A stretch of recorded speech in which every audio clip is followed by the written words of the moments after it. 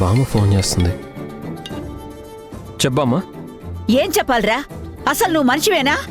నీకసలు మనసు లేదా? బంగారం లాంటి భార్యని ఎందుకురా అంత హింసిస్తున్నావు? సింధు మంచి మనసేంటో, సింధు విలువేంటో, భార్యగా నీకు దగ్గర కావాలని సింధు పడే మనోవేదనేంటో అవన్నీ ఇప్పుడు నీకు తెలియవురా. సింధు నిజంగా నీకు దూరమై వెళ్ళిపోయినప్పుడు అప్పుడు తెలుస్తుందిరా నీ భార్య ఎంత గొప్పదో. అప్పుడు సింధు కాళ్ళు పట్టుకుని క్షమించమని అడిగినా సింధు విషయంలో నువ్వు చేసిన తప్పులు పాపాలు పోవురా. ఒరే, నువ్వు ఏ జన్మలో చేసుకున్న పుణ్యం వల్ల ఈ జన్మలో సింధు నీకు భార్య అయిందిరా.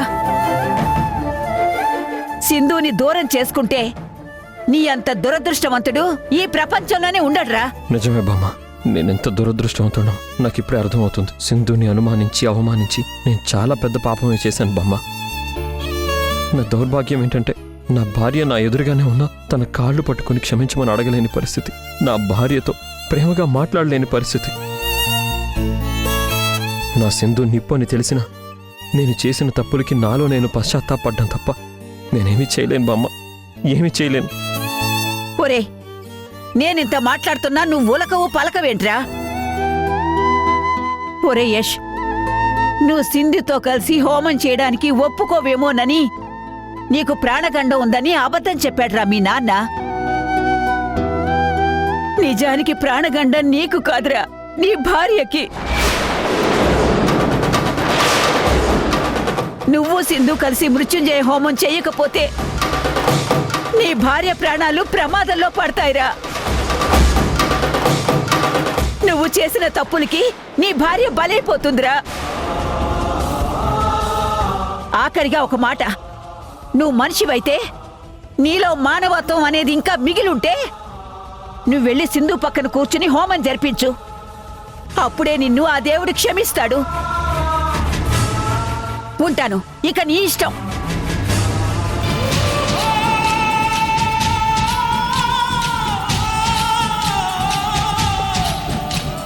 సింధు యష్లు కలిసిపోతే మాత్రం ఆ సింధుని అంత తేలిక వదిలిపెట్టను.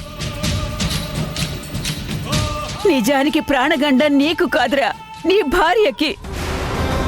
నా సింధుకేం కాకూడదు, సింధు బాగుండాలి.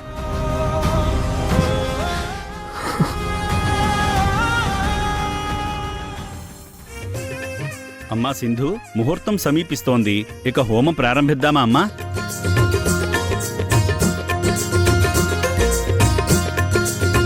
ఆ మహాదేవుణ్ణి అగ్నిదేవుణ్ణి స్మరించుకుంటూ హోమగుండం వెలిగించమ్మా.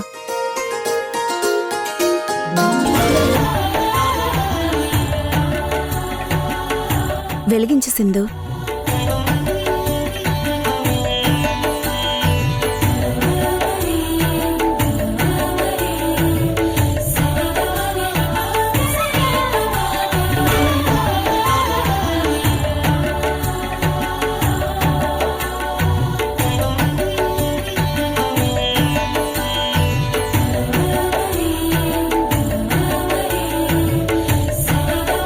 గణపతి మీద అక్షింతలు వేస్తూ ఉండమ్మా. ఓం గణానాన్త్వా గణపతి గుంహవామహే కవిం కవీనాముపమస్రవస్తమం. యష్తో కలిసి సంతోషంగా హోమం చేయాల్సిన సింధు ఇలా కన్నీళ్లతో బాధపడుతూ ఒంటరిగా చేస్తుంది. దేవుడా, సింధు పరిస్థితి ఎవ్వరికీ రాకూడదు.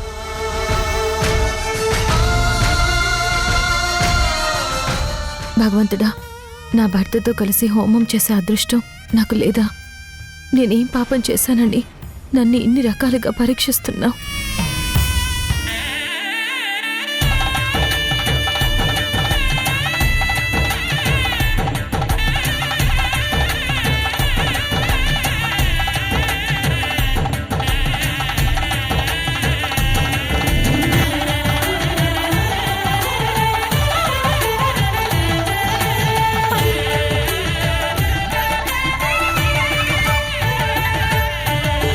యష్ వస్తున్నాడంటే సింధు మంచి మనసుని అర్థం చేసుకుని ఉండాలి.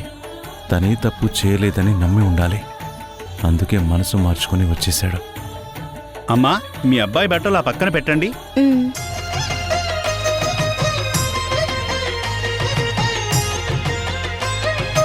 ఆగుదాము. ఏమైంది చంద్ర?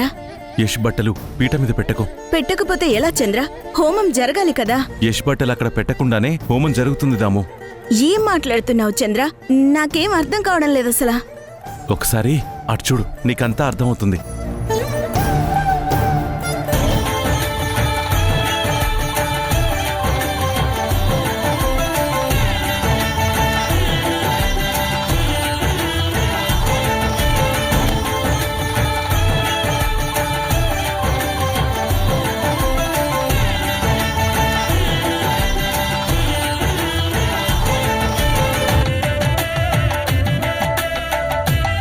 దేవుడా, మా బాధ అర్థం చేసుకున్నావా స్వామి?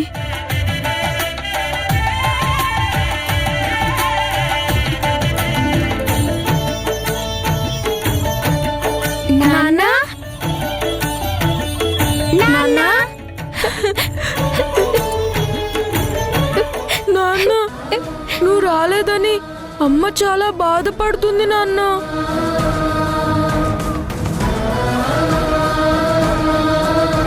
నాన్న వచ్చేసాడుగా రిషి. అమ్మ ఇంక సంతోషంగా ఉంటుంది అసలు. నువ్వేం బాధపడకు కదా నాన్న. మీ పెద్దమ్మ అంతం చూడడం కోసం అనవసరంగా మిమ్మల్ని మీ అమ్మని బాధ పెడుతున్నాను రా. నన్ను క్షమించండి. రండి నాన్న, అమ్మ అమ్మ పక్కన పక్కన కూర్చొని కూర్చొని హోమం హోమం చేద్దాం. చేద్దాం. రండి నాన్న. రండి నాన్న.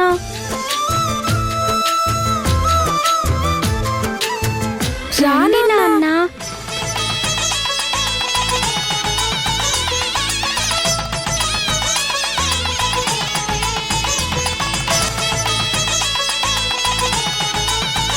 మీ అమ్మ విషయంలో నేను చేసిన తప్పులకి తన కాళ్ళ మీద పడి క్షమాపణ అడగాలనుకున్నాను. కానీ ఆ అవకాశం నాకు దొరకడం లేదు. కనీసం మీ అమ్మ పక్కన కూర్చొని హోమం చేసి భర్తగా నా భార్య ప్రాణాలు కాపాడుకునే అవకాశం ఆ దేవుడు నాకు ఇచ్చాడు.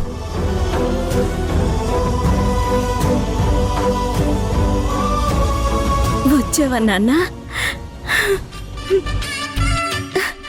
కూర్చో నాన్న. కూర్చో.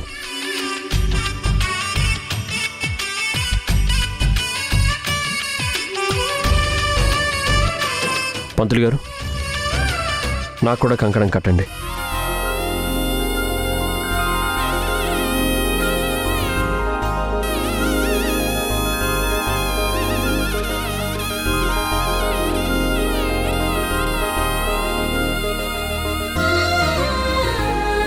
అయ్యా, మీ భార్యకు బొట్టు పెట్టండి.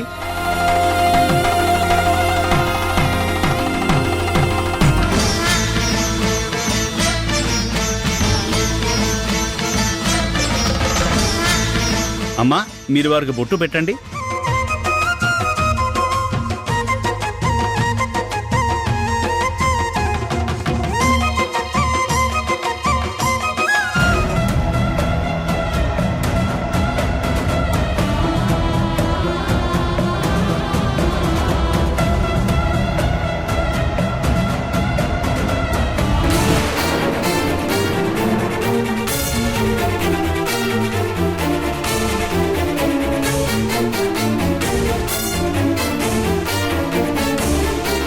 ఇదేంటి ఇల్లంతా ఇంత సైలెంట్గా ఉంది?